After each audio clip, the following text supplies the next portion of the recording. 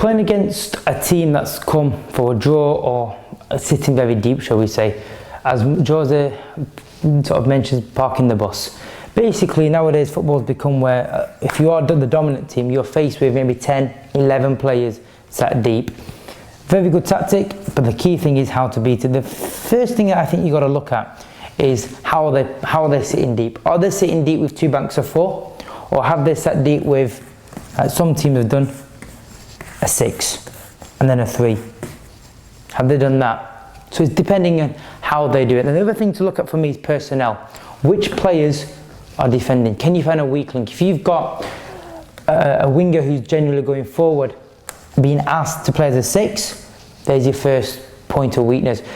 If you haven't and they've got the right type of players, you know it's going to be a tricky job, but there's always ways. What we'll do for today, we'll look at the 2 banks of 4. So you're coming against a team that's gone in with 2 banks of 4 and basically saying you have possession there.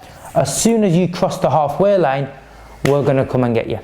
So the key thing for me is anytime you are faced with this situation where you've got to beat somebody who are playing deep, the most important thing for me is width. You have to have the width. Why? Because you need to maneuver their midfield and you need a player who has the ability to switch play, whether it's 2, whether it's 3. The key thing is to try and switch play, whether it's this way, that way, is to switch play. The reason is you're testing this back 4. You're testing the 2 banks of 4 and saying every time we shift it, is there going to be gaps? Is somebody going to move out of position? So for example, there's the 2 centre halves, there's my full backs, my striker. Then we'll just go with that for now. If I did switch it there, they all move across well, no problem. If I played it back, they may move. If he moves a little bit there, there's your first mistake. And that's what you've got to do. By switching play, what you're trying to do is say you've got excellent numbers centrally and you're forcing us wide. That's what you do when you park the bus, sit deep. You try and force teams wide, try and force teams back. What you don't want to do is be split. So what you've got to try and do is split them. How you split them is by switching play. You're hoping that somebody forgets the job, somebody makes a mistake, and you're switching play. The key thing is, and this is what I see happen a lot of times, when somebody does go with 2 banks of 4, the tempo of the opposition drops. And what happens is passes become sloppy, they go out of place.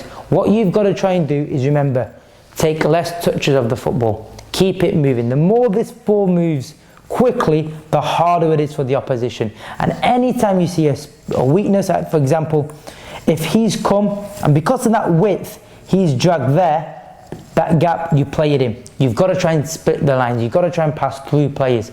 The key for me is to have width. Switch the play quickly. Take less touches. Play the first pass you see. You do that, you're looking to create openings. And when you see an opening, you've got to be brave and pass it. The most important thing in when you're trying to break this down, you keep excellent balance. If a team's come from the word go and it's 0-0 and they've parked the bus or they're sat deep, you've got to make sure that you have good balance. So when you do lose it, you're not going to be countered. If a team's happy at 0-0 and you give them a 1-0 start, you're in massive trouble. So for me, what you can't do is go gung-ho and just start flooding it. You have to keep balance. The best way when I've watched it was Italy against England. What they did every time England played, they were obviously sitting deep, England. And what they looked to do was, as soon as they won the ball back, because England were high, they had Mario Balotelli on the last man to go long. And that for me is one of the best things when you're playing against somebody who are looking to sit deep. If you can hit them on the counter when they're not organised, then you're in for a massive, massive success rate. Because if the Blues are on the front foot here, the back 4 is not going to be this deep. The back 4 is going to be generally kind of high. Even if they come, they may keep 6 behind the ball and not overload. But if you can win it, and if you've got a fast striker, playing it before they're organised is massive. That's one of the best ways to beat a counter-attack team. Counter-attack team. Playing it before they're organised. Hitting them early before they've got a deep block. Another good way to beat a counter-attack team is if you can draw them onto you.